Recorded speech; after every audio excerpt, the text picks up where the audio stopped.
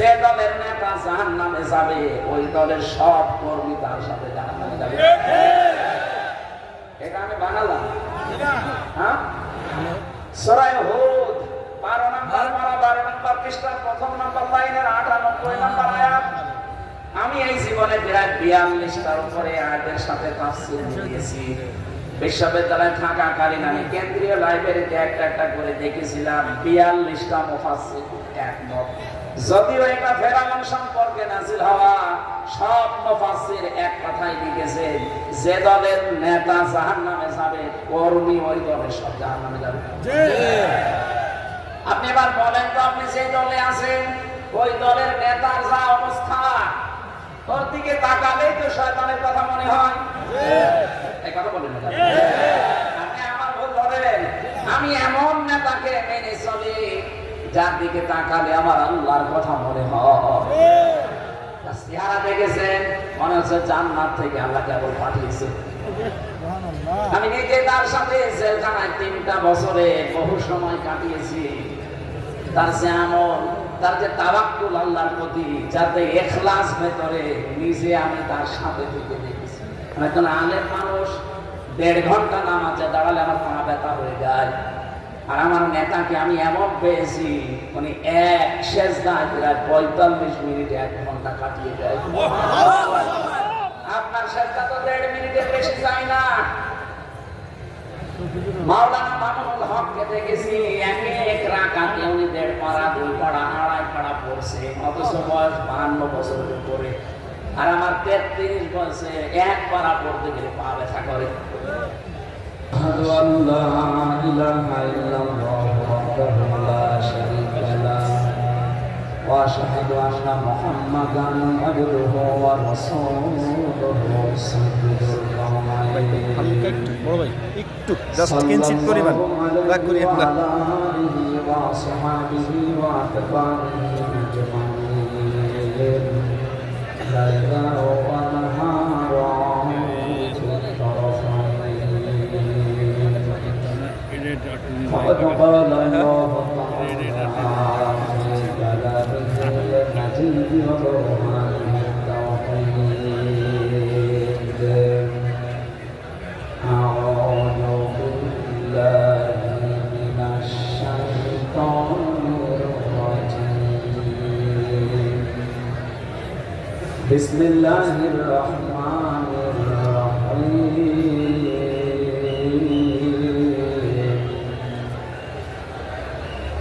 ولقد أخذ الله ميثاق بني إسرائيل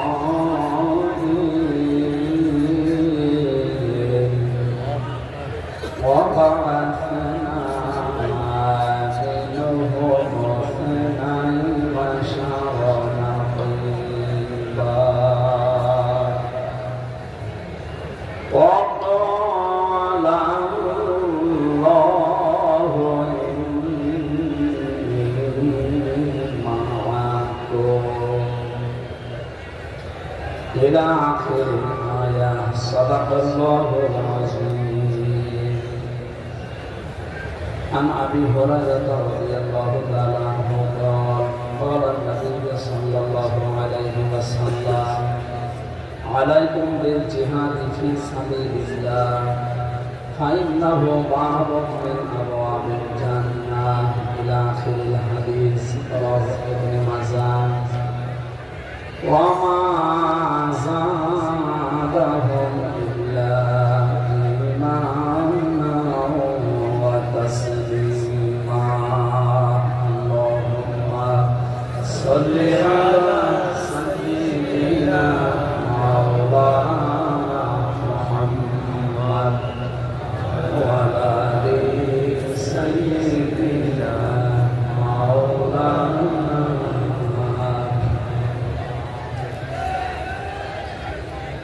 জায়গা আমাদের ছোট হয়ে গেছে।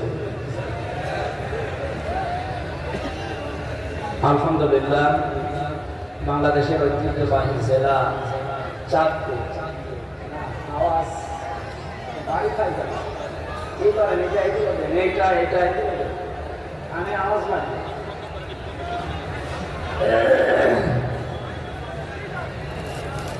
হাজীগঞ্জ আহমদিয়া কামিল মাদ্রাসার বার্ষিক মাহফিল, মহাবিশ্বের মহাবিশ্বর আমাদের মালিক, আমাদের মনিব মহান রব্বুল ইজ্জাত আল জালালের মুখে পবিত্র বাণী কোরআন কারীম। পবিত্র অনুষ্ঠানের সম্মানিত সভাপতি, হাজীগঞ্জ আহমদিয়া কামিল মাদ্রাসার সম্মানিত অধ্যক্ষ গাজী আবু তাহের আহমদুল্লাহ দামাত বারকাতুহুল আলিয়া। না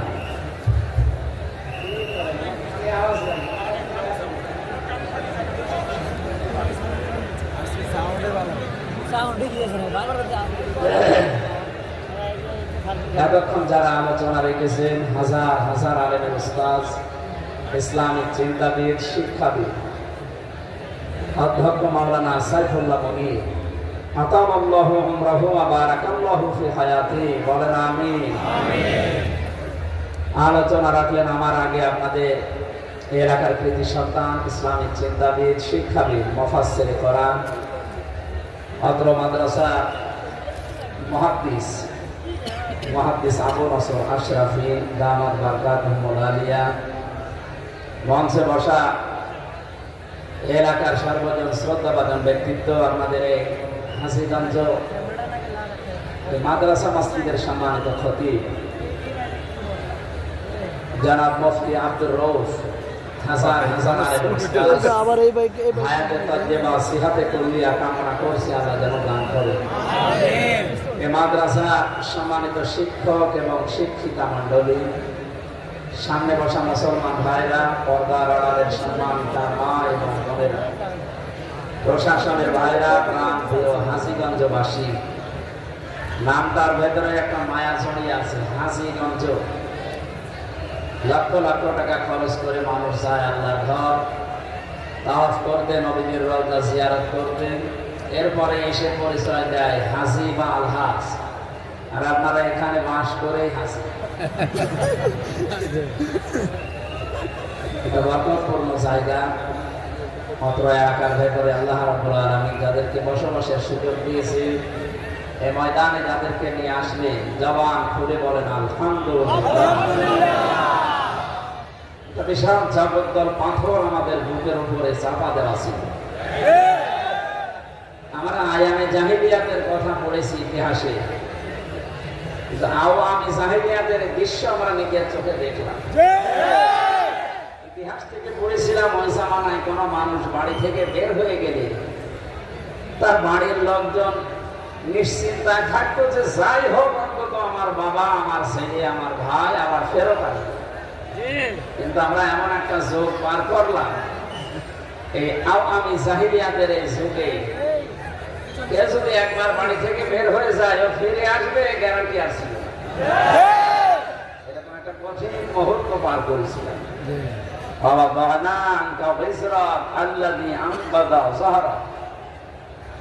আমি আপনার পিঠ থেকে কি বোঝা সরিয়ে দেয়নি, যে বোঝা আপনাকে বাঁকা করে রেখেছিল, ওটা ছিল আয়ামে জাহিলিয়াতের বোঝা।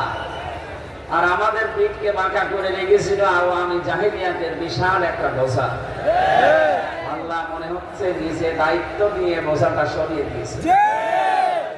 হাত্তা ইদা ফারিহু বিমা উতু আখাযনাহুম বাগতাতান ফাইযাহুম মুবলিসুন। আল্লাহ তাআলা বলেন, ওরা যখন আমার দানকৃত বিষয় পেয়ে আনন্দে আত্মহারা হয়েছিল, আকস্মিক ভাবে আমি আল্লাহ নিজে তাদেরকে ধরলাম। আখাযনাহুম, এখানে ফাইল সরাসরি আল্লাহ নিজে, এখানে কর্তা আল্লাহ নিজে। আল্লাহ বলেন আমি নিজে তাদেরকে ধরেছি আকস্মিক ভাবে, হঠাৎ করে। ফাইযাহুম মুবলিসুন, তারা নিরাশ হয়ে পড়ল।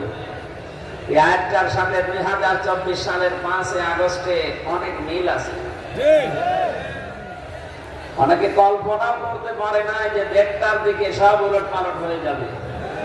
কথা বলেন না কেন? আমি তো কুষ্টিয়ার 6 রাস্তার মোড়ে আমার সামনে 16 জন মারা গেল একেবারে কয়েক ঘন্টার ভেতর। তখন বাজে 3:30, তখনও গুলি চলছে। চিন্তাও করি না, যে সংবাদ তো শুনি নাই। ওখানে তো যে অবস্থায় ছিলাম, বাড়িতে যাবো কি করি।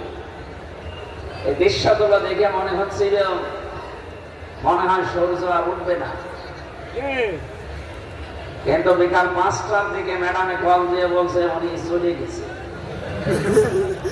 শুকরিয়া আদায় করলাম ওই রাজপথে নামাজ আদায় করার পর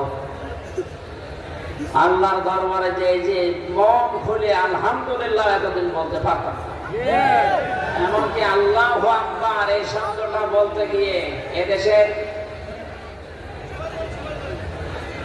জালেম যারা তারা তো আছে, সংখ্যালঘু যাদেরকে আমরা বলি হিন্দু সম্প্রদায়ের কেউ কেউ দায়িত্বে ছিল রাষ্ট্রে, বিপ্লব কুমার সরকার পুলিশের যুগ্ম কমিশনার এই লোকটা ঘোষণা দিয়েছিল ওই দিন সকালবেলা, আপনারা দেখেছেন যে লিল্লাহি তাকবীর বা নারায়ে তাকবীর আল্লাহু আকবার এই শব্দ যারা উচ্চারণ করে এটা রাজাকারদের স্লোগান, এটা জামাত ইসলামের স্লোগান। কিচ্ছু বলতে পারে না ওই দিন সকালে। আমরা কত বড় নিকৃষ্ট কথা এই লোকটা চাপিয়েছে, এটাকে জামাত ইসলামী বাংলাদেশের স্লোগান বলেন।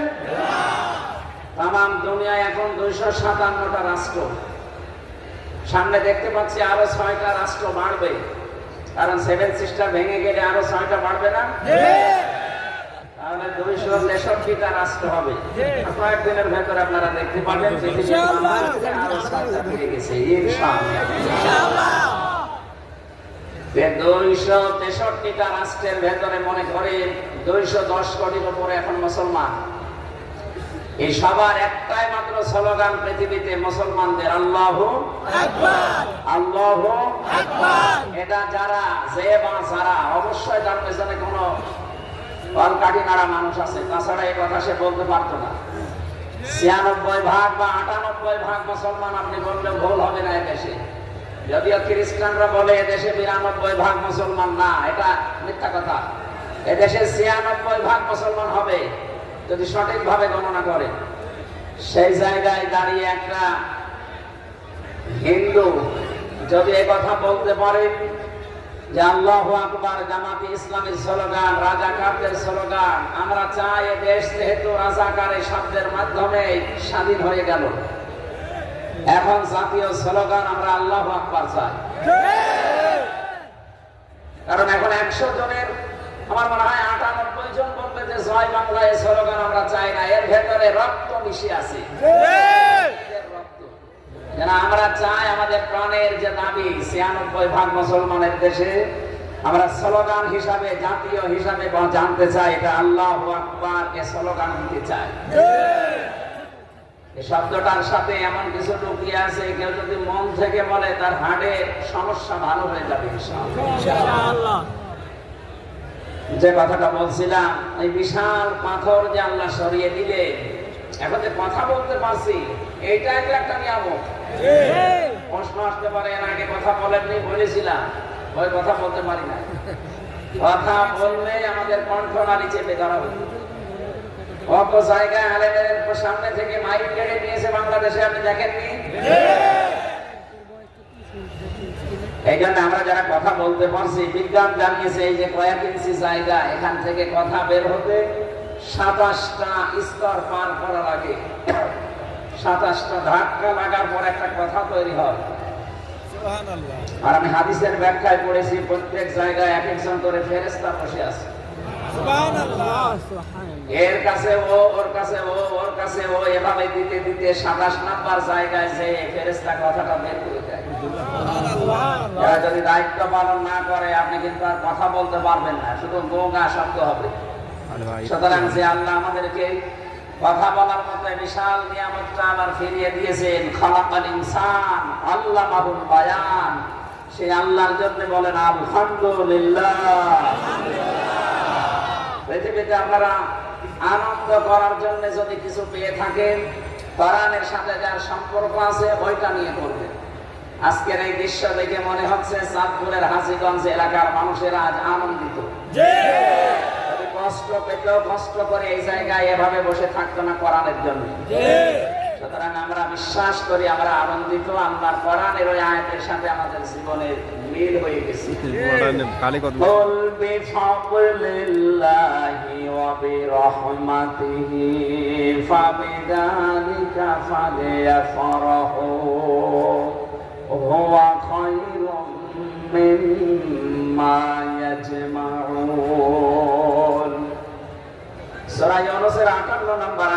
জানিয়েছেন নবী আপনি বলুন তাম দুনিয়াটা গেইন করে যায় অ্যাচিভ করে যা অর্জন করে যা কিছু পেয়ে আনন্দে আছে আমি আল্লাহর কাছে কোরআনে কারীম শ্রেষ্ঠ সম্পদ। সুতরাং কোরআন যারা পেয়েছে তারা যেন আনন্দ করে হুয়া খায়রুম মিম্মা ইয়াজমাউন তামাম দুনিয়া যা পেয়েছে তার তুলনায় কোরআন শ্রেষ্ঠ। আজকের এই অনুষ্ঠানের সম্পর্ক কোরআনের সাথে কিসের সাথে? কোরআনের সাথে। শুধু যদি কোরআন বাদ দিয়ে আমির হামজা এই মসজিদের খতিব মুফতি আব্দুর রউফ এমনকি আমাদের বাবারাও আসতো, আপনারা আসতেন বলেন? এর সম্পর্ক শুধুমাত্র আল্লাহর কোরআনের সাথে। এখানে নিজেদের ব্যবসা বাণিজ্য অনেক কাজকর্ম বন্ধ করে দিয়ে কোরআন শোনা কোরআনে কারীম বোঝার জন্য ছুটে এসেছি। যে আল্লাহ আমাদেরকে অন্তত এই আয়াতটার সাথে জীবনের মিল ঘটিয়ে দিলেন। আর একবার বলেন আলহামদুলিল্লাহ। আজকে 30 তারিখ না? কালকে রাতের পরে 12টার পরে দেখবেন এই দেশে অনেক মানুষ আনন্দ করবে যার সাথে কোরআনের সম্পর্ক নেই। আপনি ফার্স্ট নাইট পালন করার জন্য যারা টাকা গুছিয়েছেন 1 বছর বিভিন্ন মানুষকে ফুল কিনে দেবে, এরকম কেউ থাকলে হাত তোলেন তো ভাই? আলহামদুলিল্লাহ। এখানে ওইরকম মানুষ আসবে না। অতল বাইরে এখন চিন্তা ভাবনা করছে যে কখন কোন পজিশনে কি করা যায়। সুতরাং আমরা এরকম বানানো কোন দিবস পালন করতে রাজি না যেটা কোরআনের সাথে সম্পৃক্ত না। মুসলমানদের দিবস পৃথিবীতে 2টা, একটা ঈদুল আজহা, একটা ঈদুল ফিতর। কথা বলেন না কেন? এছাড়া বাকি কোন দিবস আমাদের আছে? বাকি সব দিন আমাদের কাছে সমান। সুতরাং যারা এই 31শে ডিসেম্বরের রাত 12টার পর থেকে বিভিন্ন জিনিস ফুটিয়ে আনন্দ করবেন, আপনার ওই আনন্দ কোরআনের সাথে সম্পৃক্ত না। কোন মুসলমান যার সাথে কোরআনের কোন সম্পর্ক। কথা বুঝেছে? আল্লাহ আমাদের মেনে চলার তৌফিক দেন, আমিন। কোরআনে কারীম মানুষের সামনে কি করে উপস্থাপন করা লাগে আমার আল্লাহ আমাদেরকে 1500 বছর আগে শিখিয়ে দিয়েছে। আমরা আল্লাহর ওই ধরনকে সামনে নিয়ে আসি যে এইভাবে কোরআন মানুষের কাছে উপস্থাপন করতে হয়। সূরা আরাফ 2 নম্বর আয়াত আল্লাহ রাব্বুল আলামিন বলেন কিতাবুন উনসিলা ইলাইকা ফালা ইয়াকুম ফি সাদরিকা হারাজুম মিনহু লিতুনযিরা বিহি ওয়া যিকরা লিল মুমিনিন। কিতাবুন একটা কিতাব উনসিলা ইলাইকা হে নবী আপনার প্রতি আমি নাযিল করেছি ফালা ইয়াকুম ফি সাদরিকা আপনার মনের ভেতরে যেন কোনো সংকীর্ণতা কাজ না করে।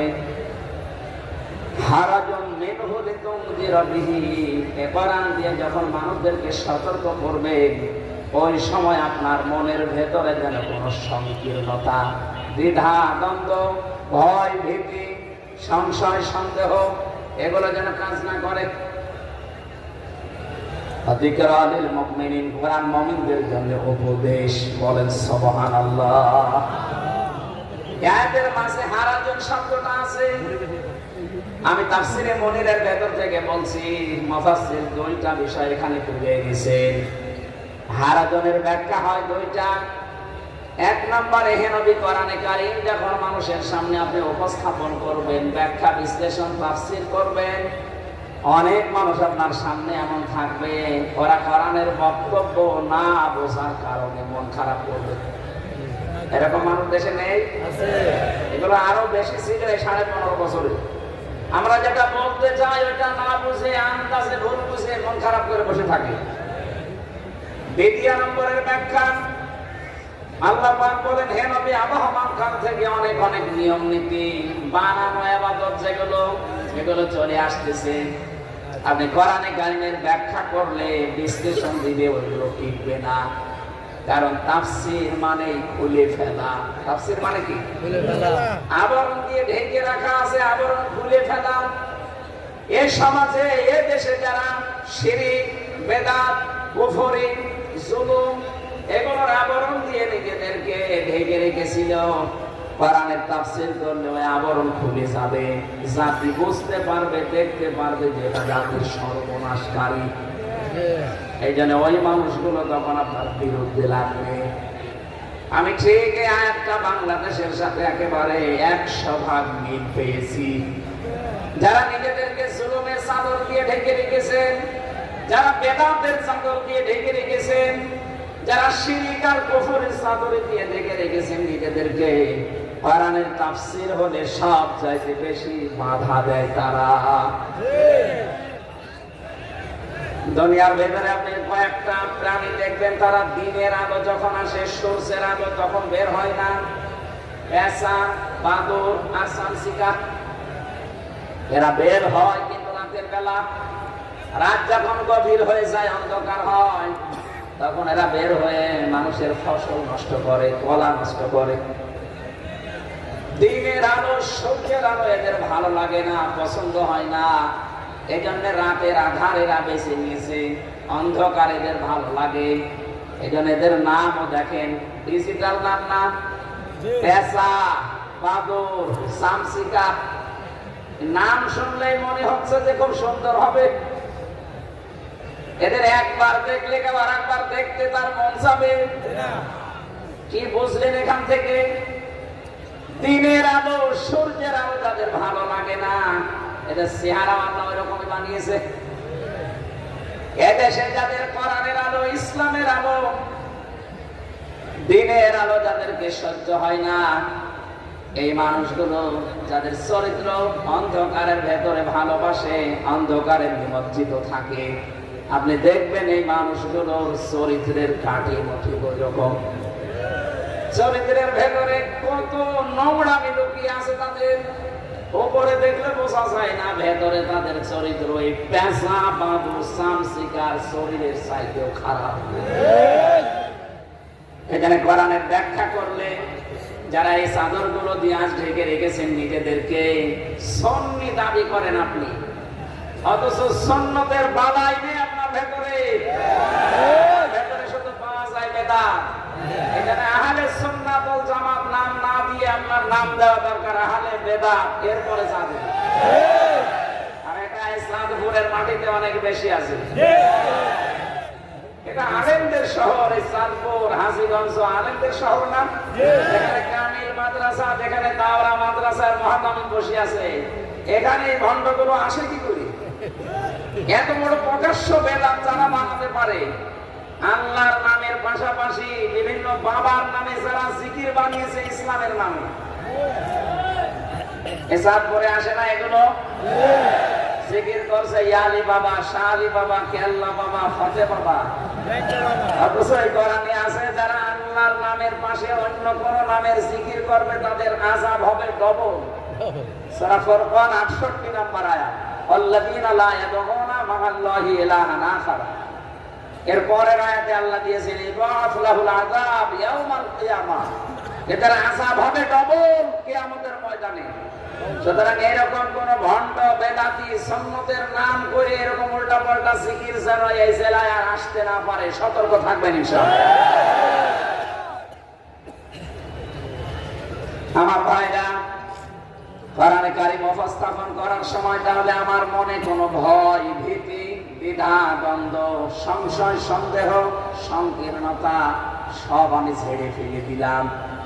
সামনে এবার আমি লিতুবাজ্জিনা লিন্নাস, স্পষ্ট দলিল আর প্রমাণ দিয়ে কোরআনের কথাগুলো জীবিত মানুষদের সামনে বলতে চাই। এটা লিন্নাস আরবি গ্রামার অনুযায়ী আমি দেখেছি 19টা অর্থে লাম ব্যবহার হয়। কামিল মাদ্রাসায় এখানে 13 নাম্বার কায়দায় পড়েছি, লাম ব্যবহার করা হয় জীবিত মানুষদের জন্য। দুঃখজনক হলেও সত্য, বিশেষ করে 15.5 বছর আমরা জীবিত মানুষদেরকে কোরআন শোনাতে পারি নাই। কোরআন শুনিয়েছি মানুষ মরে গেলে। যারা কোরআনে বাধা দিত, যারা তাফসীর মাহফিলে বাধা দিত, ওদের বাবা মারা গেলে আমারে ডাক দিয়ে বলতো হুজুর কোরআন পড়ে দেন। এক কথা বলে না, আপনার তো বাবা মারা গেছে, এখন পড়ে করবো কি? যতদিন জীবিত ছিল অতদিন পড়লে কাজ হতো। এই ধারণাটা বাংলা বাংলাদেশে অনেকে এখনো ঝিলিয়ে রেখেছেন যে মরে গেলে পাশে 8-10 জন মিলে কোরআন খতম করছে। কোন ইসলামে পেয়েছে এটা বানানো না। ইসলামের ভেতরে যদি নতুন করে কিছু তৈরি করে ইবাদত মনে করে চালিয়ে দেন, ওটা কিন্তু বেদাত। আশা করছি এই হাজীগঞ্জ থেকে বেদাতটা আস্তে আস্তে উঠে যাবে ইনশাআল্লাহ। কোরআন শোনানো লাগবে মরা মানুষকে না জিন্দা মানুষকে? আরো জোরে বলেন।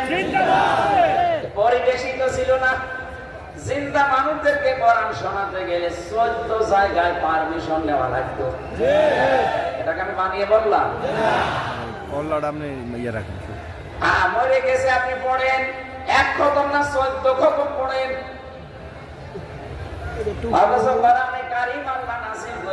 জীবিত মানুষদের জন্য। মানুষ মরে গেলে আপনি কোরআনে কারীম যদিও মেনে না চলেও মরে গেলে পড়লে ওরা আসার আরো বাড়বে। যখন আপনি তেলাওয়াত করতে করতে হাফেজ সাহেব পর্যন্ত যাবে, ইউসিকুমুল্লাহু ফি আওলাদিকুম লিযযাকারি মিসলু হাযিল উনসায়াইন।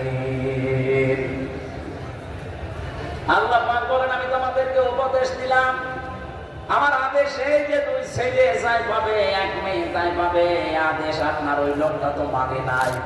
ছেলের নামে সব সম্পদ গুলো লিখে দিয়েছি, আর মেয়েকে বলেছে মা তোর জন্য দোয়া করে দিলাম। তাহলে ও তো কবে এখন মারা গেছে, ফেরেশতা তো অবশ্যই এসেছে। হাফেজ সাহেব তেলাওয়াত করলেই তো জিজ্ঞাসা করবে বেটা এ আয়াত তোর জীবনে ছিল? আপনার তো জীবনে আয়াত মানেননি, আপনার আযাব যা ছিল আমার মনে হয় ডবল হবে। এই জন্য যারা কোরআন মানে না, কোরআনে বিশ্বাসী না, এরা মারা গেলে আমার কোরআন পড়ার দরকার নেই। ও যাই বিশ্বাসে বিশ্বাসী ছিল ওইটা পড়ে খবর দেওয়া দরকার। আমার যা উদ্দেশ্য কোরআনে কারীম যেভাবে উপস্থাপন করার আমি ধরন বললাম। আর আপনাদের দায়িত্ব কি? সূরা নাহাল 44 নম্বর আয়াতের শেষের দিকে আল্লাহ দায়িত্ব দিয়েছেন আপনাদের, ওয়া আনজালনা ইলাইকা যিকরা লিতুবায়্যিনা লিন-নাসি মা নুযিলা ইলাইহিম ওয়া লাআল্লাহুম ইয়াতাফাক্কারুন। হে নবী আপনার সামনে যারা তেলাওয়াত করে, আপনি যাদের সামনে পড়েন, স্পষ্ট দলিল প্রমাণ দেবেন, তাদেরকে ভেঙে ভেঙে কথাগুলো বোঝাবেন। আর যারা সামনে আসে এরা যেন পারে সে কথাগুলো নিয়ে চিন্তা ভাবনা করে। তাহলে আজকে এখানে তাফসীর আকারে যে কথাগুলো বলা হবে, আমার দায়িত্ব স্পষ্ট করা, আর আপনার দায়িত্ব হলো চিন্তা ভাবনা করে মেনে নেওয়া। এই কথা বলেন না কেন? আমরা আল্লাহর এই 2টা আয়াতকে সামনে নিয়ে কথা বলবো ইনশাআল্লাহ। দরুদ আর সালাম আমাদের নবী মুহাম্মদ রাসূলুল্লাহ সাল্লাল্লাহু আলাইহি ওয়াসাল্লামের প্রতি পড়ছি। আমরা যে তেলাওয়াত করেছি কোরআনে কারীম থেকে, এই কোরআন পড়তে হলে আমরা সবাই জানি 29টা অক্ষর লাগে। কয়টা? বলেন বলেন। প্রতিটি অক্ষরের দিকে তাকান। আমাদের নবীর মর্যাদার সম্মান আল্লাহ আরো বাড়িয়ে দিয়েছেন। আমি তাফসীরে হাক্কানির ভেতরে দেখেছি আলিফ দিয়ে আমার আল্লাহ জানাতে চেয়েছেন আমার নবী আহমদ প্রশংসিত। এ মাদ্রাসা মানে হয় ওই নামে প্রতিষ্ঠিত করা। আহমদ আলী পাটোয়ার আমার নবীর নাম একটা, এটা প্রথম নাম আহমদ। আল্লাহ রাব্বুল আলামিন বা দিয়ে জানাতে চেয়েছেন আমার নবী বাশীর, তা দিয়ে আল্লাহ পাক বলেন আমার নবী মুত্তাকি, সা দিয়ে বলেন মুদাথ্থির, হা দিয়ে জিম দিয়ে বলেছেন জামিল, হা দিয়ে বলেছেন হামিম, খ দিয়ে আল্লাহ পাক আমার নবীকে ঘোষণা দিয়েছেন খাতামান নাবিয়্যিন। আপনি পড়তে পড়তে শেষ করে যান, সেখানে আমার নবীকে আল্লাহ ডাক দিয়েছেন ইয়াসিন।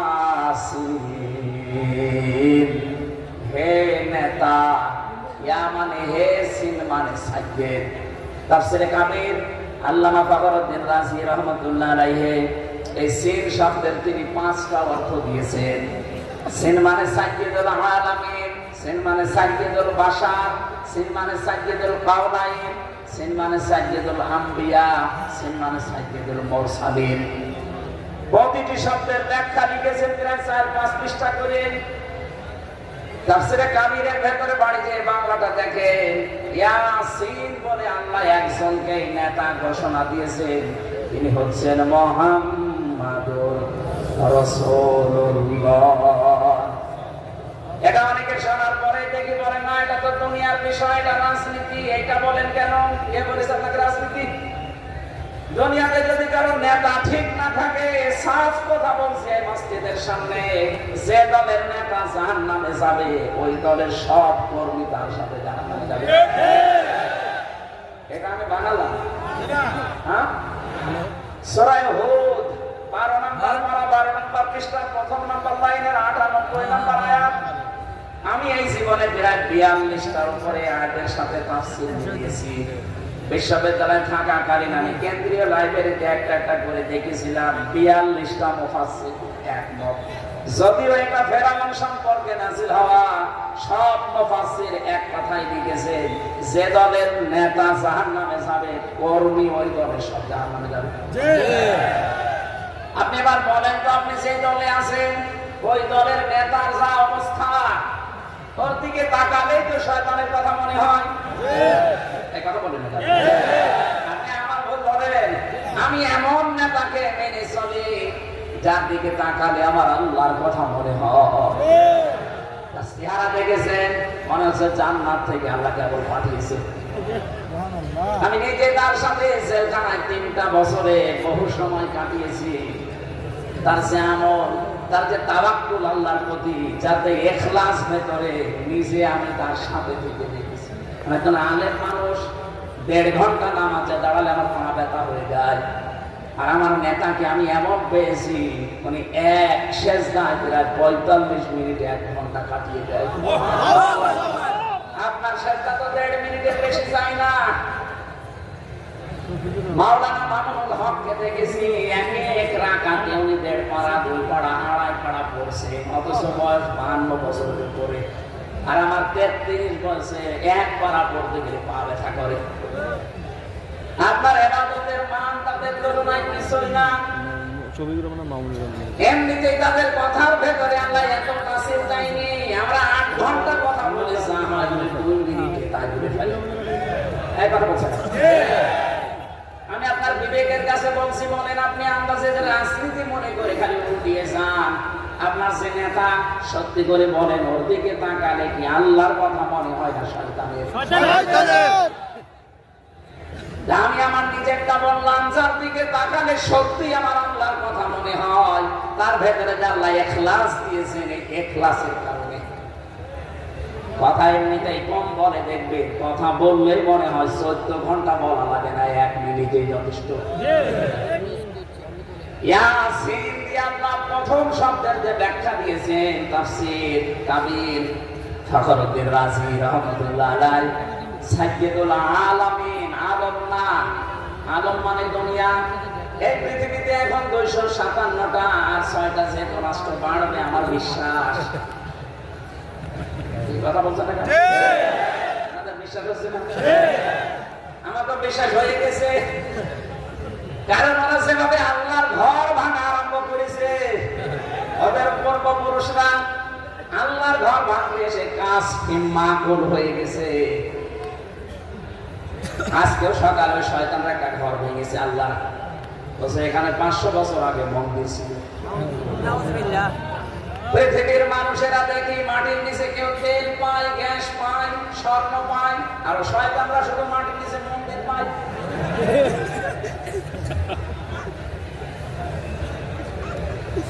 আমাদের ধর্মে শুধু বাড়াবাড়ি নেই, জবরদস্তি নেই, এই জন্য আমরা কিছু বলি না। তাছাড়া আপনারা যা করেন, আমাদের ধর্মে যদি বাড়াবাড়ি থাকতো, লা ইকরাহা ফিদ্দীন যদি না থাকতো, সত্যি কথা বলছি এই দেশে একটা মন্দিরও থাকতো না। 850 বছরে এলাকা শাসন করেছে মুসলমানেরা, পিটিয়ে মুসলমান বানিয়ে ফেলতো সব।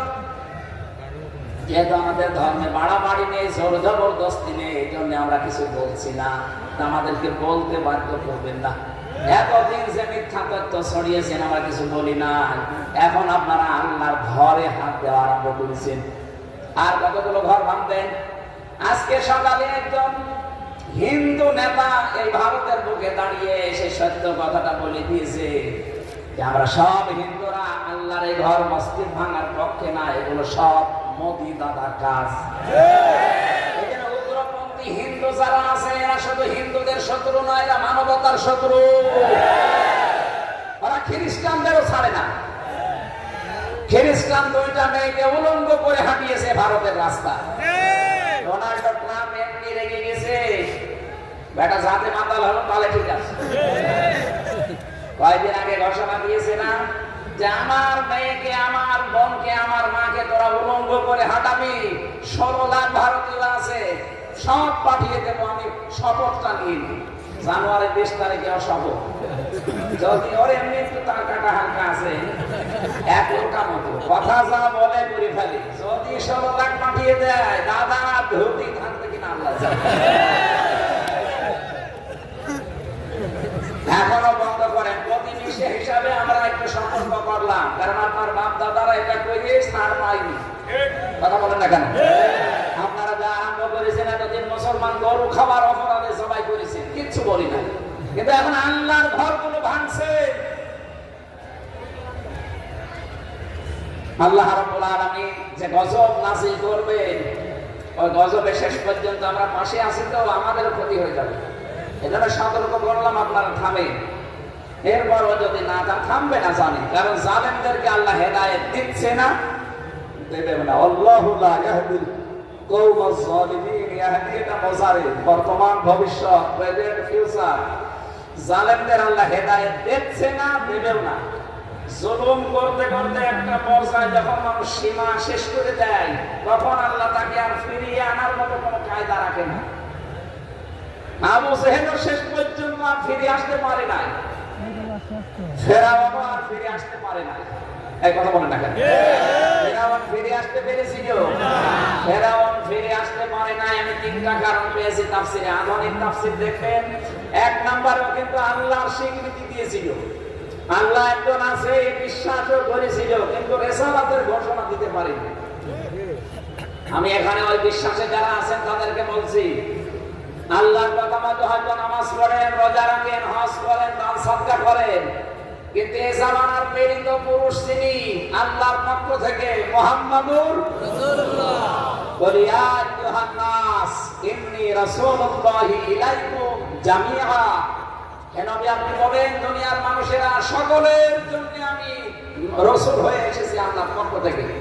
সুতরাং এই জামানায় এখনো পর্যন্ত যারা আল্লাহর প্রেরিত পুরুষ রাসূলুল্লাহকে মানতে চান না, তার কথা বললে শুধু রাজনীতি মনে করেন। আমার তো মনে হচ্ছে আপনি নামাজ পড়েন, রোজা রাখেন, হজ করেন, দান সাদকা করেন, আপনার মরণ হবে ফেরাউনের মতো। আমাদের দেশে অনেকে এরকম বিশ্বাসী আছে, আমি নাম নিলাম না, তাই এক কথা বলেন না কেন? বলে আমি কি নামাজ পড়ি না, আমি কি রোজা রাখি না, আমাদেরকে ইসলাম শেখাবেন না। আর ভাই, আপনি ইসলামের কি জানেন? ইসলাম কোন জায়গা থেকে এসেছিল শব্দটা বলতে পারবেন? ইসলাম এসেছে সালমন বা সিলমন থেকে। কেন সিলমন বা সালমন থেকে আসলে? অর্থ সালমন দিলে শান্তি, সিলমন দিলে ইসলাম। কেন হয় বলেন তো?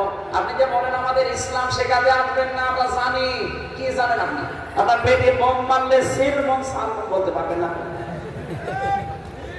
যাদের সামনে আপনি উদ্যত দেখান যে আমাদের ইসলাম শেখানোর দরকার নেই, এই অহংকারের কারণে আপনার পতন হয়েছে। সামনে যারা এরকম করবে তাদের ওই অহংকারে পতন হবে। যেহেতু এই বিশ্বাসে অনেক মানুষের দেশে আছে, আমরা কোরআনের হাদিসের চোখ লাগিয়ে দেখতে পাচ্ছি আপনি ফেরাউনের রাস্তায় যাচ্ছে। আপনাকে আমি থামার জন্য বলছি, আপনি থামেন। ফেরাউন যদি বলে আন্নাহু লা ইলাহা ইল্লাল্লাযী আমানাত বিহি বানু ইসরাঈল ওয়া আনা মিনাল মুসলিমিন, এরপরও তারটা কবুল হয়নি।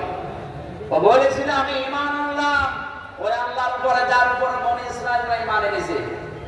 তখন যদি রিসালাতের স্বীকৃতি দিতে ওই জামানায় যিনি প্রেরিত পুরুষ ছিলেন হযরতে মুসা, কে? মুসা নবীর স্বীকৃতি দিতে দেয়নি। এ বাংলাদেশে আমরা অনেককে এভাবে দেখতে পাচ্ছি আজ। ওয়ালা ইয়াজরিমান্নাকুম শানাআনু কওমিন, কোন একক গোষ্ঠীর উপরে রাগ করে, একটা দলের উপরে রাগ করে আন্দাজে তাদের উপরে এই ঘোষণা কার? আল্লাহ। বাংলাদেশে আজ কিছু মানুষের চরিত্রে এই আয়াতটা আমরা দেখতে পাচ্ছি। কোন সালে কি হয়েছিল সেটা তুলে এনে জনগণকে এখন ধোঁকা দিয়ে বোকা বানিয়ে ঘোলা পানিতে অনেকে মাছ শিকার করতে চাচ্ছে। মানুষ কিন্তু ওই বোকা আর নেই। আগস্টের 5 তারিখে মানুষ সব ভালো হয়ে গেছে। এক কথা বলে না কেন? যত মিথ্যা কথা বলবেন তত ডুবতে থাকবেন। এরা আবার ডুবছিল না, যত ডুবেছে নিচে তত আবার উপরে তুলে আবার ডুবিয়েছে, যেন আরো নিচে যেতে পারে। সুতরাং মিথ্যা কথা ছাড়ে। একটা মানুষ যেটা করে নাই সেই দোষ তার উপরে মিথ্যা ভাবে চাপিয়ে জনগণ থেকে বিচ্ছিন্ন করতে চাইলে আপনি নিজে বিচ্ছিন্ন হয়ে যাবেন। আমি আশা করি আপনি বুঝতেছেন। এরপরও যদি না বোঝা ভান করে যাবেন, না বোঝা ভান করে যদি বসে থাকেন, এদিকে আসেন, আসেন আসেন, এদিকে আসেন, আপনাকে ঝুড়ি কোদাল দিয়ে বোঝাচ্ছে।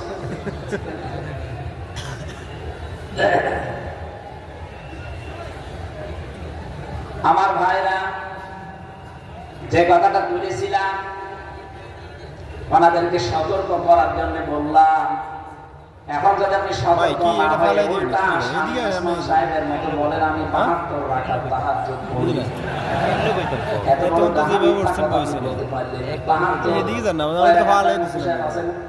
সর্বোচ্চ নয় 12 রাকাত, আমি 72 রাকাত তাহাজ্জুদ পড়ে আমার জেলখানায় 3টা বছরে আমি 2 রাকাত থেকে সর্বোচ্চ 4 রাকাত করতে পারি। মানে এক রাকাতে 1 পারা 1.5 পারা করে পড়লে 4 রাকাতে তো 2-2.5 ঘন্টা শেষ। আর যদি 72 রাকাত সবার কুল হুয়াল্লাহু আহাদ দিয়েও পড়ে কত সময় লাগার কথা বলে। নামাজের ফরজ বাইরে আর ভেতরে কয়টা? 13টা। আপনাকে বলছি না, উনি যদি বলতে পারে যে তাহাজ্জুদ 72 রাকাত পড়ে, যে নামাজের বাইরে আর ভেতরে ফরজ এই কয়টা, আর কেন আল্লাহ ফরজ গুলো দিয়েছে যদি বলতে পারে, আমি মেনে নেব যে 72 না, ও আরো ডবল তাহাজ্জুদ পড়ে। এটা মিথ্যা প্রমাণ হয়ে গেছে অলরেডি। যারা ফরজ নামাজ পড়ে না তারা তাহাজ্জুদ পড়ে বিশ্বাস করা যায় না? বলেন। দুনিয়ার স্বার্থে যে মানুষগুলো নবীর সুন্নতের উপরে ছুরি লাগায়, এই দরবেশকে যেদিন পুলিশে ধরেছিল, দাড়ি কাটলি না ফরমান, দাড়ি রাখা সুন্নত, জান বাঁচানো ফরজ, এই ফতোয়া বানিয়েছে দেখেছি। সুতরাং সবাই এরা না, এখন এরা তামাম দুনিয়ার কাছে ঘৃণিত। সারা বাংলাদেশ তো ঘৃণা করে, তামাম দুনিয়ার কাছে এরা ঘৃণিত এদের জুলুমের কারণে। আমি আজকে একটা আয়াত বলছি, মিলাবেন তো আমার একেবারে যতটুকু বাস্তবে মিলানোর আমি মিলিয়ে দেখলাম পুরাটা মিলিয়ে গেছে বাংলাদেশের সাথে। সূরা নমল 19 নাম্বার পারা 20 নাম্বার পৃষ্ঠা 7 নাম্বার লাইনের 52 নাম্বার আয়াত। আধুনিক যে তাফসীর এখন পাবেন দেখবেন, মিলিয়ে দেখবেন মিলে যাচ্ছে। আল্লাহ রাব্বুল আলামিন বলেন ফাতিলকা বুয়ুতুহুম খাবিয়াতাম বিমা যালামু। আল্লাহ যেন এভাবে দেখিয়েছেন ফাতিলকা বুয়ুতুহুম, বাইতুন না বুয়ুত বহু বচন, এই সেই ঘরগুলো খাবিয়াতান জনশূন্য করে দিয়েছি, পরিত্যক্ত হয়ে গেছে এগুলো বিমা যালামু, এদের জুলুমের কারণে। আয়াতটা আমি 2024 সালের 5 আগস্টের সাথে চোখ বন্ধ করে কমিয়ে নিয়েছি, দেখছি খাপের খাপ মমতাজের বাপ মিলে গেছে। আগস্টের 5 তারিখের আগে আল্লাহ আমাদেরকে দেখিয়েছেন বাংলাদেশে। আমার কুষ্টিয়ার হানিফের বাড়ির দিকে তাকান, ওটা এখন খাবিয়াতান, জনশূন্য হয়ে গেছে, মানুষের এত রাগ ছিল তার উপরে, তার বাড়ির পায়খানার ইট পর্যন্ত প্যান পর্যন্ত খুলে দিয়ে চলে গেছে। ওটা এখন গণ টয়লেট হয়ে গেছে। শুধু হানিফের বাড়ি না, সারা বাংলাদেশের চিত্র প্রায় একই রকম। কেন? এটা বিমা জ্বলাবো এদের জুলুমের কারণে। কারণ সেই জায়গায় জালেমরা জুলুম করে ওই জায়গাটা পর্যন্ত অভিশপ্ত হয়ে যায়। 630টা থানা আছে আপনাদের হাজীগঞ্জ সহ, প্রায় থানার বিভিন্ন জায়গায় যারা জালেমদের বসবাস আমরা দেখেছি। এই জালেমদের শুধু বাড়ি ঘর না, যেখানে যেখানে ওরা ষড়যন্ত্র করতো জায়গাগুলো পর্যন্ত আল্লাহ এখন উজাড় গৃহ বানিয়ে দিয়েছে। কত অত্যাচার করতো, বিশেষ করে মিনি আয়না ঘর আর বিগ আয়না ঘরে। আমি তো 10 দিন ছিলাম, আমি টের পেয়েছি জুলুম কারে বলে।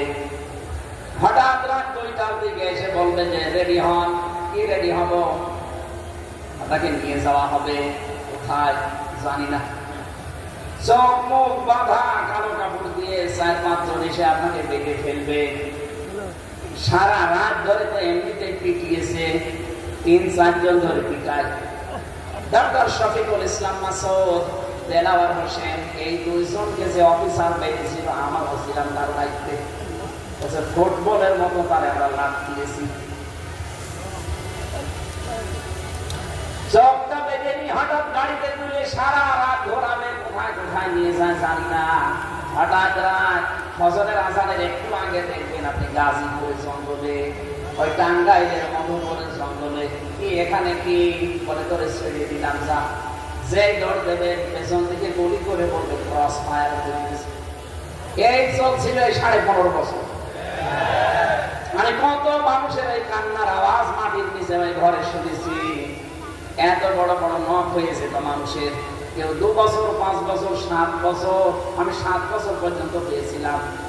অনেকে শুনেছি বড় যেটা দিয়ে গায়ে না ঘর, সেখানে 14 বছর মানুষ আছে। এত বড় বড় নখ আমি দেখেছি, আমার সামনে দিয়ে নিয়ে যাচ্ছে।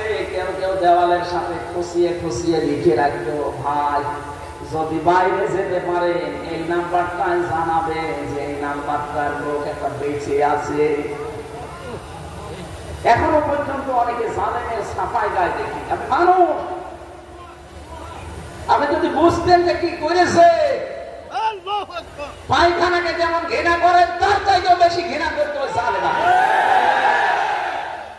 আমি তো ভুক্তভোগী, এই জন্য আমার একটু রাগ বেশি।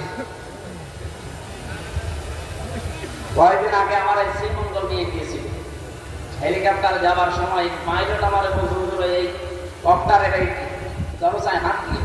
আমি একটু হেলান দিয়েছিলাম, বললাম কেন? ওর কাছে লাগবে কিন্তু খুলে পড়ে যাবে। তখন মনে হয় নারায়ণগঞ্জ পার হচ্ছিল। মনের ভেতর একটা চিন্তা আসলো, আল্লাহ ও 2 মন যখন পালিয়ে গেল, হোকটা যদি খুলে যেত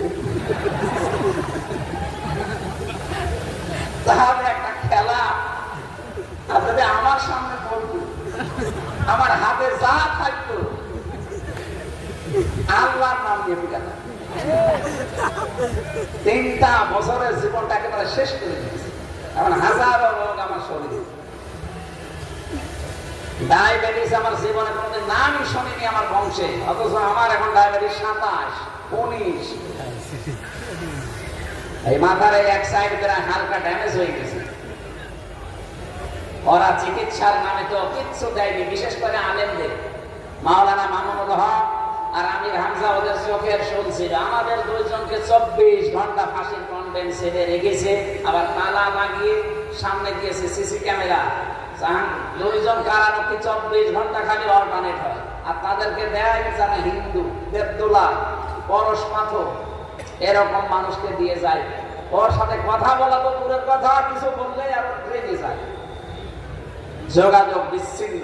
কত কঠিন অবস্থায় যে রেখেছিল। এমনিতে আজকে জালেমদের বাড়ি ঘর গুলো অভিশপ্ত আল্লাহ বানিয়েছে, এমনি না, এই কারণে।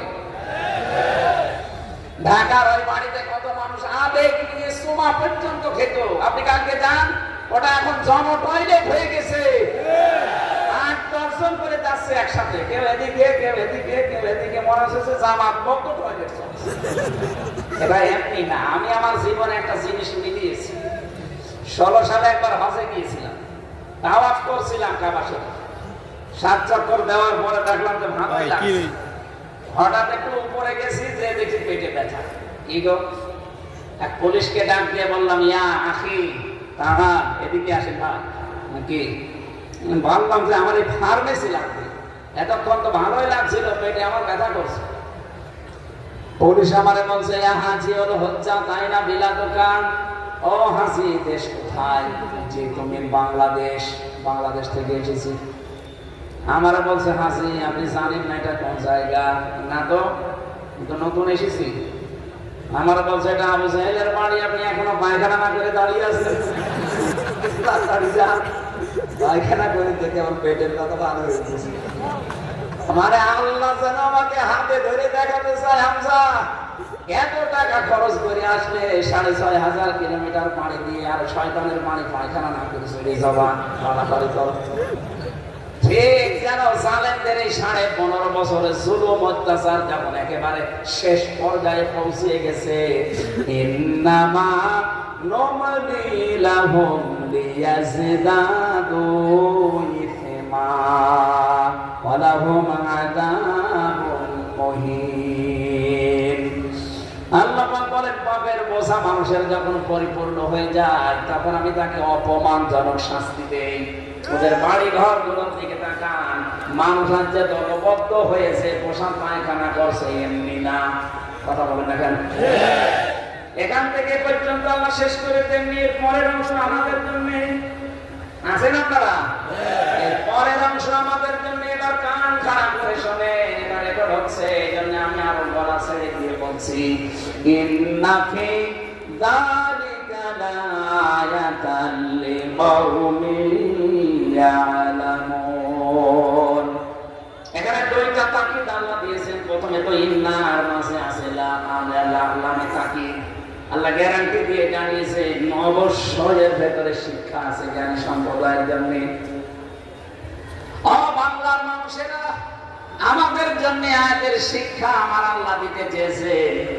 15 বছরের এত বড় বিশাল শিকড় যদি আল্লাহ জালেমদের কেটে দিতে পারে, তাদের বাড়িঘর যদি আজ পরিত্যক্ত হয়ে যায়, বাড়িঘর যদি জনশূন্য হয়ে যায়, টয়লেট হয়ে যায়, আগামীতে যারা ক্ষমতার চেয়ারে বসবে বলে আশা করে আছেন, আপনারাও যদি সত্যি এখন যা শুরু করেছেন এই কাজ জারি রাখেন, আগস্টের 5 তারিখের পরেই দেখি অনেকে বাবা শাহজালাল সব হালাল।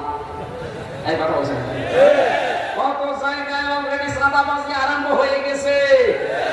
আপনাদের জেলা মহা শুরু হয়নি। আমার কুষ্টিয়ায় কেউ বাজার দখল নাই, কেউ ঘাট দখল নাই, কেউ ব্রিজ দখল নাই, এমনকি অনেকে ফকিরের টাকা পর্যন্ত বসে দেন। কি শুরু করেছে? এরা তো ভাবতেছে আগেই ভালো ছিল। কথা বলে না কেন? এই জন্য আমিরে জামাত ডাক্তার শফিকুর রহমান হাফিজাহুল্লাহ ডাইরেক্ট ঘোষণা দিয়ে দিয়েছেন, যদি সত্যি ইসলাম দেশে আসে, সর্বপ্রথম বাংলাদেশ থেকে বিদায় হবে চাঁদাবাজি।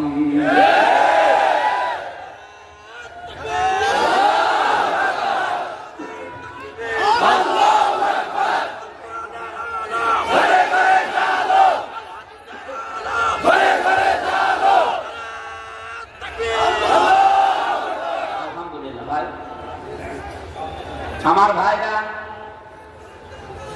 কষ্ট হচ্ছে না আপনাদের? কতক্ষণ দাঁড়িয়ে থাকবে?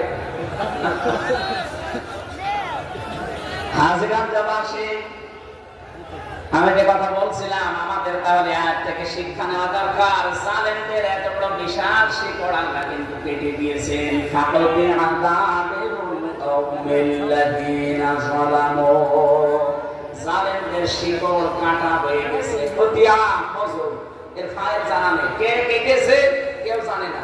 হানিফ সাহেবের বাড়ির একটা ইটও নেই, কিন্তু কে ভেঙেছে কেউ জানে না।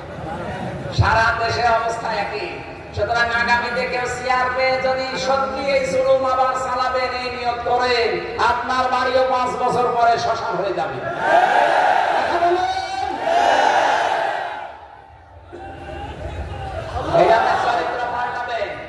যারা একেবারে আশা করে আছেন থালা এখনো হাতে পাননি, তাই আপনার এই আশা, থালা হাতে পেলে কি করবেন? যাদেরকে এতদিন চুচুর ভয় দেখিয়েছেন, এরা বিরোধী, এরা মেয়েদের বিরোধী। মেয়েরা ক্ষমতায় আসলে মেয়েদের ঘর থেকে বের হতে দেবে না, এই জন্যই তো আহ্বান জানিয়েছি। ইসলাম আসলে সবচাইতে বেশি নিরাপদে থাকবে বাংলাদেশের মেয়েরা। হিন্দু মেয়েদের মুখের কাছে মাইক ধরে, তারা বলবে না এই দেশে সবচাইতে বেশি নিরাপদে থাকতে পারবো যদি ইসলাম আসে। অন্য কিছুর নাম তো তারা বলে না। কয়েকদিন আগে গাইবান্ধায় এক হিন্দু পুরোহিত ঠাকুর, সে তাই হাজারো মানুষের সামনে ঘোষণা দিয়েছে, ইসলাম দেশে আসলে আমরা সবচাইতে নিরাপদে থাকতে পারবো। হিন্দু এ কথা বলে আর আপনার বিশ্বাস হয় না? 53 বছর তো দেখলেন কিভাবে শান্তি নিয়ে আসা যায়, কিচ্ছু হয়নি।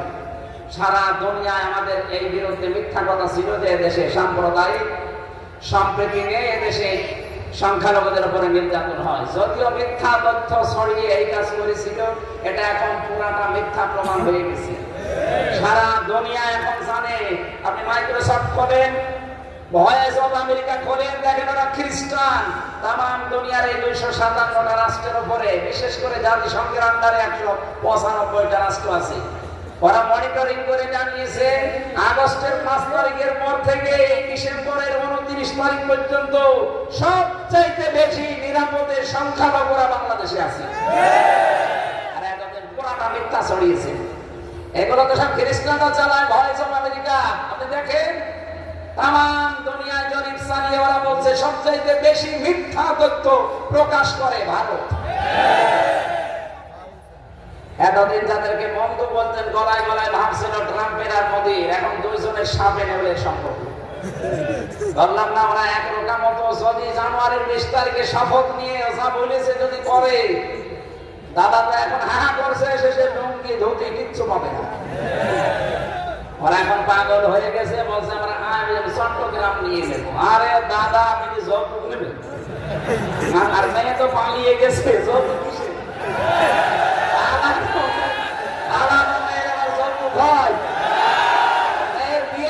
মানি না।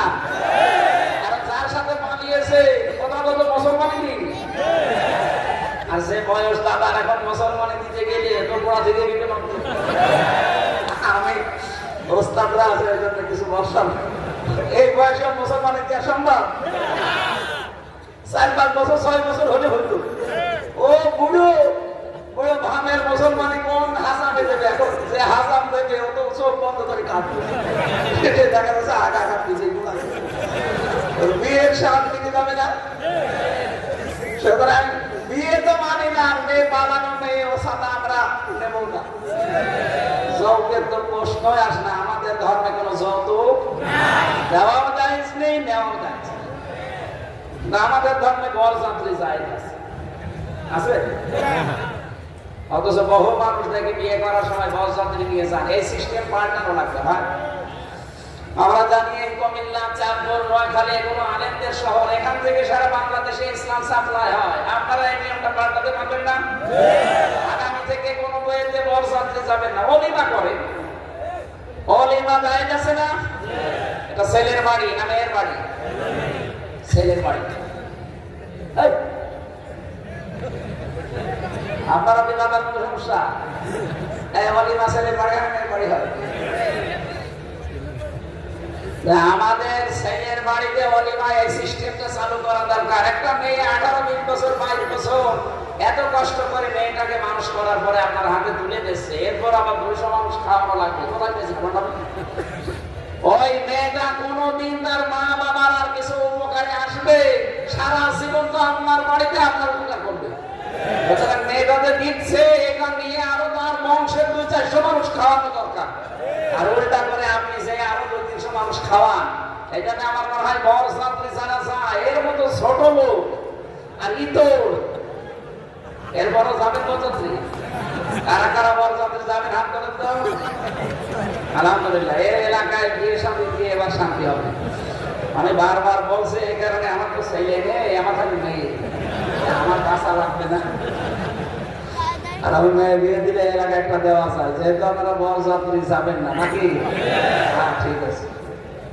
যে মেয়ে পালিয়ে গেছে ও মেয়ে আমাদের আর দরকার নেই।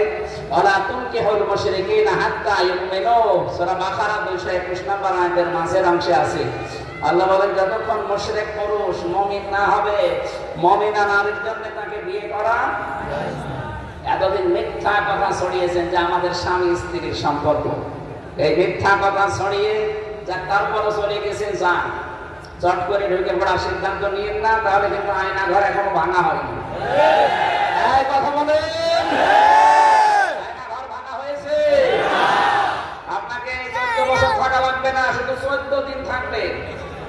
যে আচরণ করেছিলেন আমাদের সাথে 14 দিন থেকে যদি বেঁচে থাকতে পারেন, যান আপনার মা।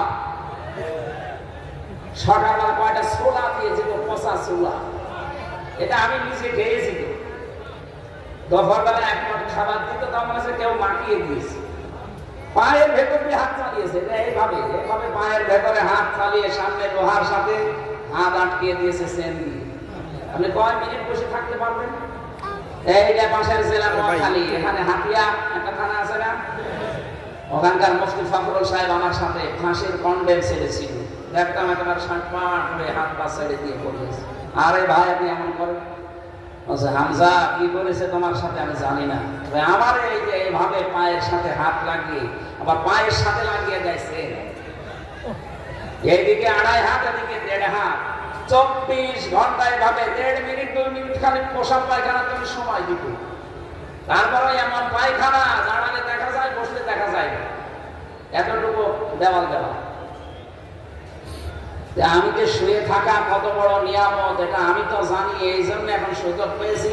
ও খাবার দেয় দিক না দেয় না দিক, অন্তত একটু শুয়ে থাকি, এরপরও আপনি সাফাই গান একটা পুরো ক্যামেরার সামনে এখন অনেকে ঘড়িয়ে দিকে নেন, মাথাটা কল্লাটা একটু হ্যাঁ আপনি মানুষ ইলিয়াস আলীর মতো মানুষকে যেখানে গুম করে ফেলেছে কোনো খবর নেই। বুঝছেন, এখনো পর্যন্ত যে জালেম বলে এদের সাফাই গাচ্ছেন যে এদের নিষিদ্ধ করা ঠিক হয়নি, এদের নিষিদ্ধ করার মতো 1000 কারণ আমি জানি, ওদের বৈধতা দেওয়ার মতো একটা কারণ আপনি বলতে পারবেন না।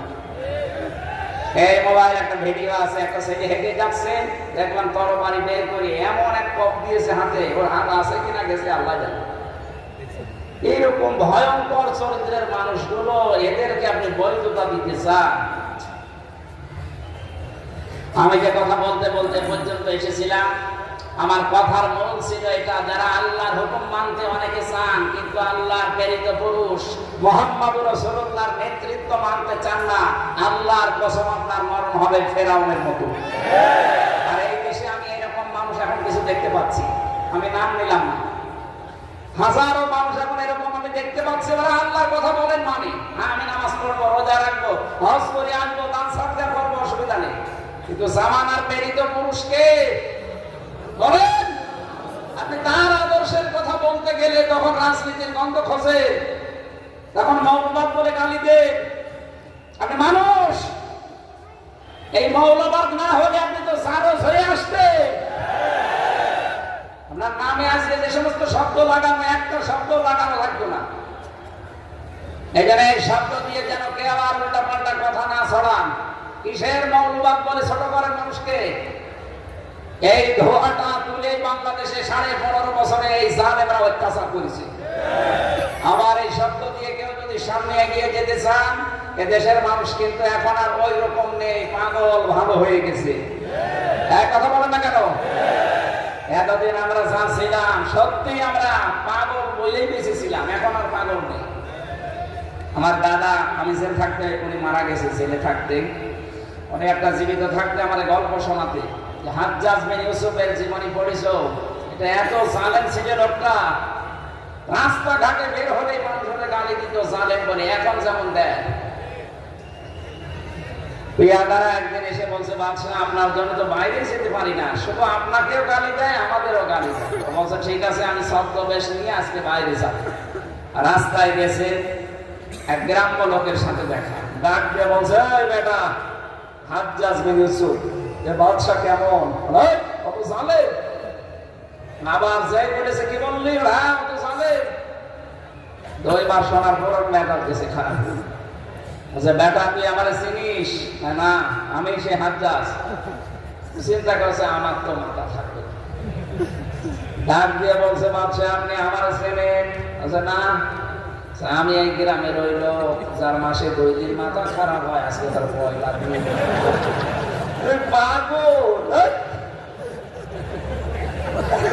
মাসে 2 দিন মাথা খারাপ হয়, আজকে পয়লা দিন, এই মাসে আরেকবার হবে। পাগল বলে ওই দিনও বেশি দিয়েছে, তাছাড়া বাঁচার কথা ছিল। আমরা এই 15.5 বছরে তারা বেশি আছি, পাগল বলে বেশি আছি। কথা বোঝেন না? আমরা আর পাগল নেই। 5 তারিখের পরে আমরা পাগলামি ভালো করে ফেলেছি। কথা বলেন ঠিক কিনা?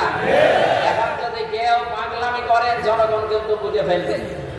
আপনি প্রশাসনের খবর রাখেন, বিশেষ করে আর্মি যারা আছে, গোয়েন্দা বিভাগে যারা বড় বড়, আমি অনেকগুলোর সাথে যোগাযোগ করেছি, তারা বলছে আমরা পর্যবেক্ষণে রেখেছি এই যে কারা চাঁদাবাজি করছে, কারা মানুষের সাথে খারাপ আচরণ করছে, কার উপর কি করছে, সব আমাদের নখদর্পণে আছে, এগুলো আমরা দেখতেছি। কিছুদিন দেখবো, দেখার পরে যদি দেখি না এর চরিত্র ভালো হবে না, জালেমদেরকে যা করেছি এদেরকে তার ডবল করব। এই জন্য মধু হয়ে যা, ঠান্ডা হওয়া দরকার আপনাদের। আপনারা অত্যাচারিত, জুলুমের শিকার, আমরাও জুলুমের শিকার। এ বাংলাদেশে এখন আমরা যারা মাসলুম সবাই আমরা একদম। কিছু মানুষের ভুলের কারণে আপনারা এমন জায়গায় পৌঁছাবেন না যেটা আমরা আশা করি না। আপনি মানুষের মন জয় করেন আপনার আদর্শ দিয়ে। পৃথিবীতে জোর করে যে কিছু হয় না এটা প্রমাণ হয়ে গেছে, কথা বলেন ঠিক কিনা? জোর করে কিছু হলে 3.5 ঘন্টার ভেতরে সব মূর্তি ভাঙা শেষ হয়ে যেত না। কত জোর করে চাপিয়ে দিয়েছিল, কি হয়েছে? কিচ্ছু হয়নি। আল্লাহ আমাদেরকে ইয়াসিন বলে যাকে ডাক দিয়েছেন, অন্তত তাকে মেনে চলার তৌফিক যেন দান করেন, বলেন আমিন। আমার আলোচনার আজকের বিষয় ছিল আল্লাহ কাদের সাথে আছে। পৃথিবীর যত ধর্মের লোক এখন আছে 4,500 ধর্মের লোক আছে। কত? আমি যেহেতু আকিজ গ্রুপের প্রতি, ওনাদের সারা বিশ্বের বিভিন্ন দেশে ওনাদের অনুষ্ঠান, ওনাদের প্রতিষ্ঠান আছে, সেই হিসাবে বহু দেশে আমার নিয়ে গেছে। এক একটা ভিসা লাগিয়ে দিলে 37টা দেশে যাওয়া যায়। সেই হিসাবে বহু দেশে আল্লাহ ছোট বয়সে ওনাদের কারণে ওনাদের ওসিলায় আল্লাহ ঘুরিয়েছে। আমি দেখেছি বিশ্বের যত মানুষ যে ধর্ম অনুসরণ করে চলে, ওই ধর্মের দেবতাকে, গডকে সে চায় উনি যেন সন্তুষ্ট থাকে তার উপরে। হিন্দুদের জিজ্ঞেস করবেন, ওরা চায় আমাদের দেবতা আমাদের উপরে খুশি থাক, কথা বলে না কেন? আমরা যারা মুসলিম আমরা চাই আমাদের মালিক মহান রব্বুল ইজ্জাত ওয়াল জালাল আমাদের উপরে খুশি থাক, এটা আমরা চাই না? বলেন। এখন আল্লাহ কাদের সাথে আছে, কাদের সঙ্গে আছেন, এটা জোর করার বিষয় না। আপনি জোর করে বলতে পারবেন না আমার সাথে, না। কোরআনে কারিমে বর্ণিত এই আয়াতে আছে 5টা কাজ দুনিয়ায় কেউ যদি করতে পারে, আল্লাহ বলেন আমি তাদের সঙ্গে আছি। ওয়াকাল আল্লাহু ইন্নী মাআকুম, অবশ্যই আমি আল্লাহ তাদের সাথে আছি। এবার আসেন তো আল্লাহ কাদের সাথে আছেন। ঐতিহাসিক প্রেক্ষাপটে আয়াতের দেখেছি হযরত মুসা আলাইহিস সালামের জামানায় 12 জন নবীন নিয়ে, 12 জন জনপ্রতিনিধি নিয়ে, আমরা এখন বাস্তবে বাংলা বললে বুঝবো, মনে করেন মন্ত্রী, 12 জন মন্ত্রী নিয়ে ডক্টর ইউনূস যদি এখন আমেরিকা যায়, ওখানে যাওয়ার পরে যদি ডোনাল্ড ট্রাম্পকে বলে আপনার সাথে আমরা সাক্ষাৎ করতে চাই, ডোনাল্ড ট্রাম্প যেহেতু সারা দুনিয়ার মোড়ল, যদি বলে না আমি ব্যস্ত, আমার সময় নেই 1 মিনিটও, যেহেতু এসেছ আমার যে সেক্রেটারি আছে তার কাছে বলে দিলাম তোমাদের সাথে, তোমাদের দেশের সাথে আমি আছি। যারা এসেছে 12 জন নবী মন্ত্রী প্রতিনিধি, এরা এলাকায় যে যেন 5 টাকা জারি করে।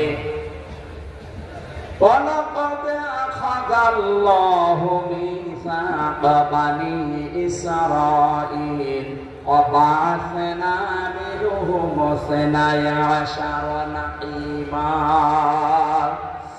হযরত মুসা আলাইহিস সালাম বলেন 12 জন নবী নিয়ে, প্রতিনিধি নিয়ে আমি গিয়েছিলাম আল্লাহকে দেখবো। আল্লাহ সাফ জানিয়ে দিলেন লান তারানি, আমার সাথে দেখা হবে না। তবে আমি আল্লাহ তোমাদের এই 12 জন থেকে অঙ্গীকার নিচ্ছি, আমি আল্লাহ তোমাদের থেকে ওয়াদা নিচ্ছি, নিজ নিজ এলাকায় যে যদি আমার বর্ণিত নির্দেশিত 5টা কাজ করতে পারো, আমি আল্লাহ ঘোষণা দিলাম আজকে যে তোমাদের সাথে আমি আছি। বলেন সুবহানাল্লাহ। বাংলার মানুষেরা রাজনৈতিক ভাবে বিভিন্ন মত দল আমাদের থাকতে পারে, আল্লাহ কাদের সাথে আছে এই দেশে এটা আপনাকে কোরআন দিয়ে নেওয়া লাগবে নাকি বানাবে? বলেন।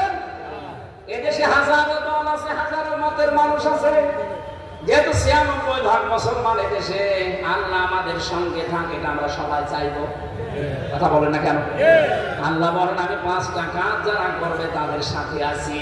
লা ইলাহা ইল্লাল্লাহুস সালাত, 1 নম্বরে যদি তারা নামাজ কায়েম করে, নামাজ পড়ে, কথা এখানে আল্লাহ দেয়নি, যারা নামাজ কায়েম করে চাঁদপুরবাসী, নামাজ কায়েম করার দায়িত্ব কিন্তু শুধু একা একার না, এটা রাষ্ট্রের দায়িত্ব।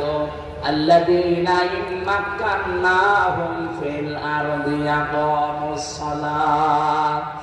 আমার মুমিন বান্দাদেরকে যদি চেয়ারে বসায়, তারা সর্বপ্রথম নামাজের বিল আনবে। তাহলে এই দায়িত্বটা রাষ্ট্রের। কার? রাষ্ট্রের। আরো জোরে বলেন। রাষ্ট্রের।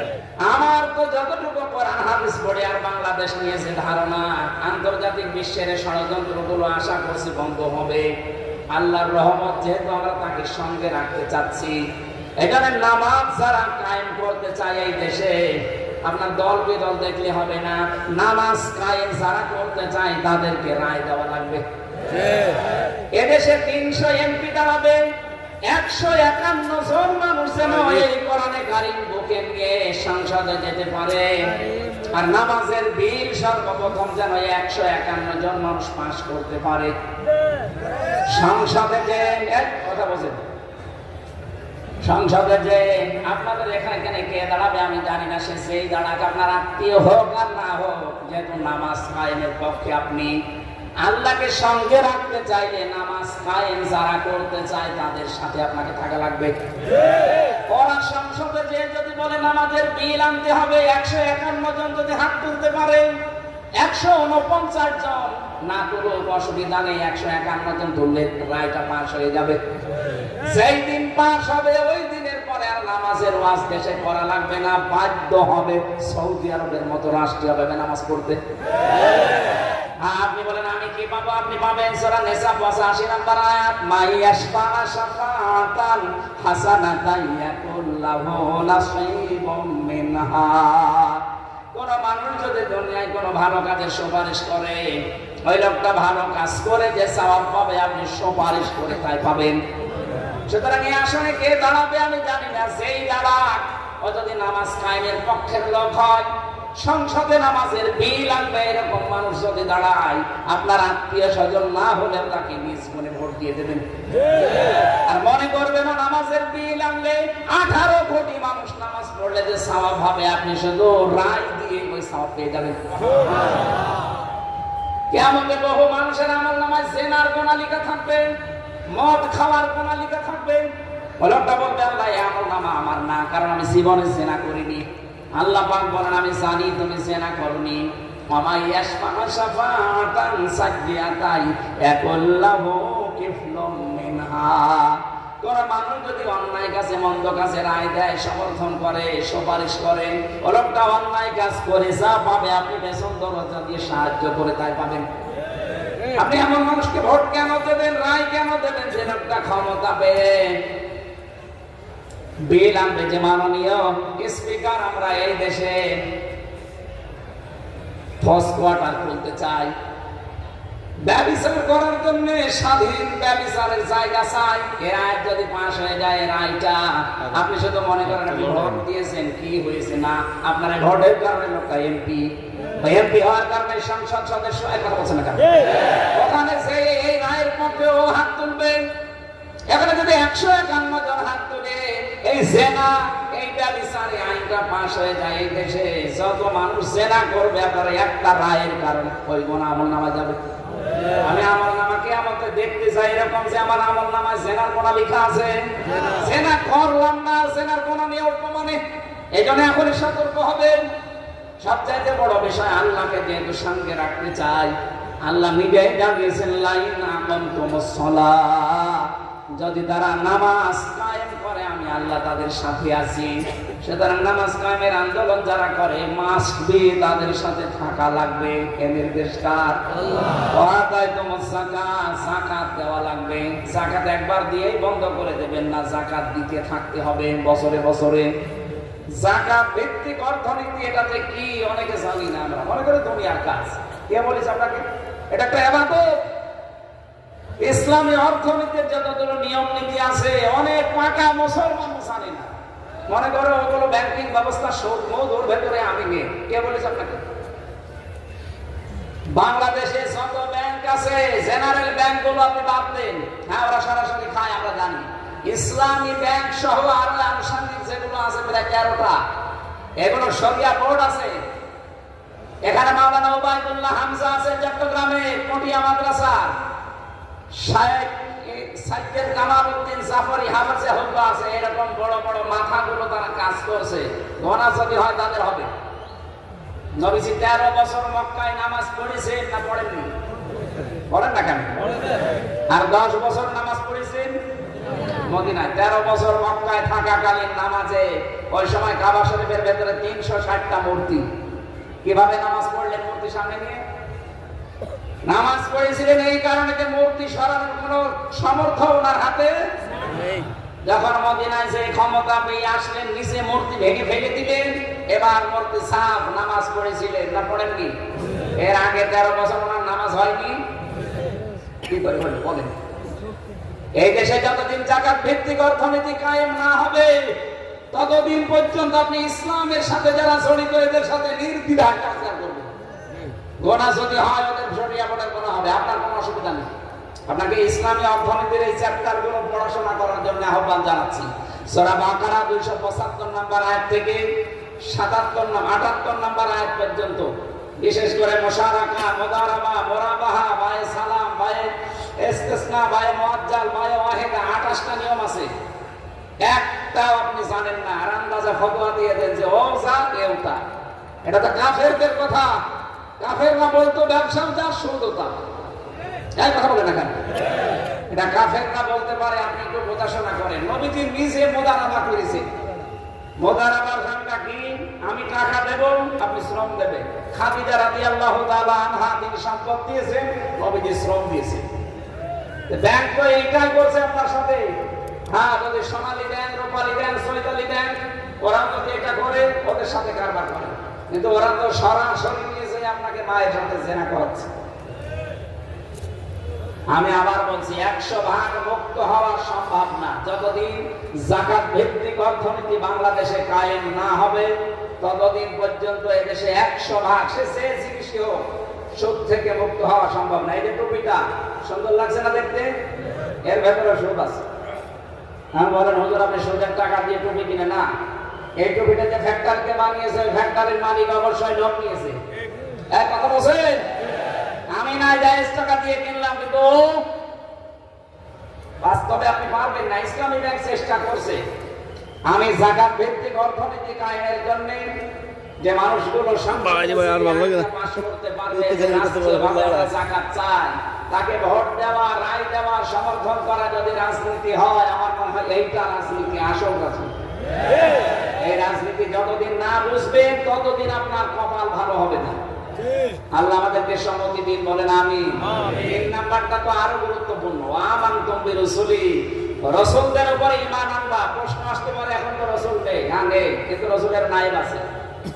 এই যে সামনের কাতারে যেগুলো, সবগুলো নায়েবে রাসূল, রাসূলের উত্তরাধিকারী। রাসূলুল্লাহকে সাহায্য করলে যা পেতেন, এই উত্তরাধিকারীদের স্তরাভিষিক্ত এরা নায়েবে রাসূল, ওয়ারিস নবীজি। আর উলামা ওয়ারাসাতুল আম্বিয়া, এদেরকে সাহায্য করলে ঠিক ওই রকম সওয়াব। ওয়াসারতুমুহুম, রাসূলকে সাহায্য করবে। সুতরাং সারা বাংলাদেশে এখন রাসূলুল্লাহকে সাহায্য করার কিন্তু সময় আসতেছে। রাসূলুল্লাহ নেই, রাসূলুল্লাহর নায়েবরা নেই, আছে। কথা বলেন। ব্যক্তি, পরিবার, সমাজ, রাষ্ট্রে এই নায়েবরা যদি সাহায্য চায়, যে যেভাবে চাইবে আপনাকে আল্লাহকে সঙ্গে রাখতে হলে সাহায্য করা লাগবে।